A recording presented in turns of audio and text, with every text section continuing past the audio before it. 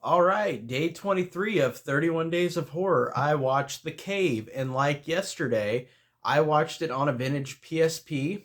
If you don't know what a PSP is, it's a Sony PlayStation Portable system, and it has these discs that you put in. And this literally was released, these literally were released around the same time the DVDs were being released of these films. So, for example, The Cave came out on DVD, they released it on PSP, UMD as well. So it's a vintage way of doing it, but I was on a road trip and I had nothing to do in the car, so I watched this on PSP, which is a very interesting way of watching it because it is a it it's one of those things where you're watching it's really DVD quality. It's not bad quality on there, but but yeah, watching that on PSP is interesting. But The Cave is a 2005 horror movie question mark. Like it is horror, but it I'll explain a little more. It goes the ending basically feels like an action movie. Really, it doesn't feel as much horror by the end, but basically the plot of this is these people go down into a cave and are trying to find the mystery of what has happened to these missing people. And yeah, this one I really didn't care for that much. Like it really kind of felt lame to me. Like it was not very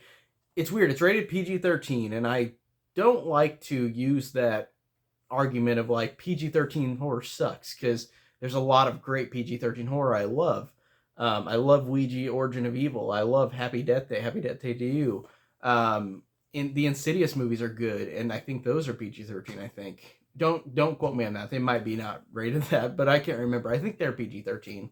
Um, but PG-13 horror, there is some great ones, and there's always that idea that PG-13 horror is bad. So I'm not trying to put that in your head for those movies, but this one is rated PG-13, and it came out in 2005.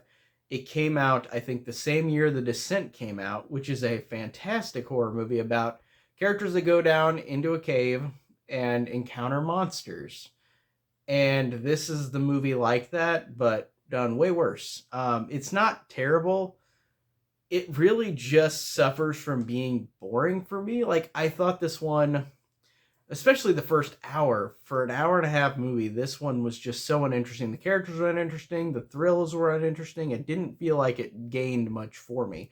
Um, Towards the hour mark, there was a moment where I was like, "Wow, this has actually got an okay suspenseful scene in it." Where this character Piper Perabo plays.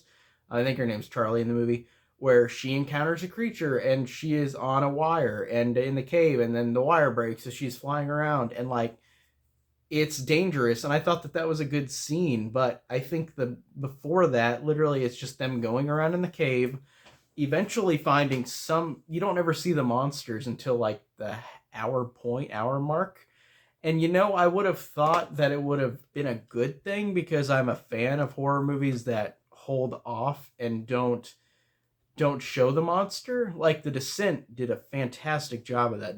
Having The Descent at the beginning of that movie where they go into the cave, there are no monsters, they're just trapped. That is scary in its own right. And then you bring in the monsters, and that makes it even more horrifying.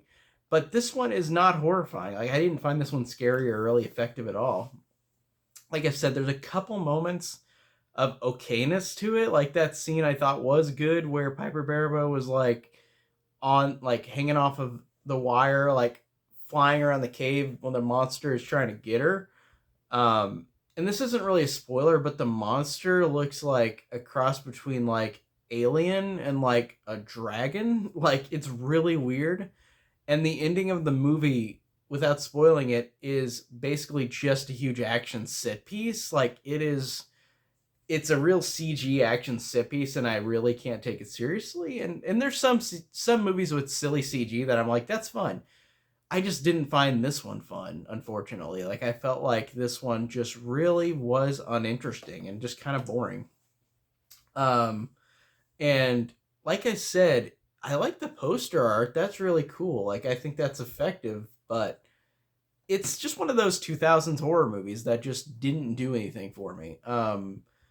This it's funny, like with my PSP collection, I said that in my last video, but I've also got Oh, I've got the Boogeyman, which is the other 2005 horror movie I have on PSP. Um, and it was really bad as well. 2005 and the 2000s in general, there's definitely some movies like this. And I'm not saying it's just for this decade. Of course, every decade has bad horror movies or horror movies that are uninteresting, but I feel like the 2000s definitely did have a lot of more that I feel like suffered, and like this one in particular, this one, I feel like the 2000s was definitely at a time where it's weird. Oh, and I guess these both are PG-13, so maybe that's why. But like I said, there's some PG-13 horror I love and I think is effective, but this one just didn't do anything for me. Like it really suffered from just being boring and uninteresting. Like it had some okay moments to it, and I can only name one okay moment, honestly. The ending is fine, but it feels like just an action movie, and I don't know what to think about that. I didn't hate it, but I was like, it just didn't feel like anything super effective or interesting, and nothing was really interesting about it. So, um, yeah, that's pretty much all I could say about The Cave from 2005. Really, just whatever. Not that special of a movie. But it's better than the Boogeyman. I'll give it that. It's better than Boogeyman, 2005 Boogeyman.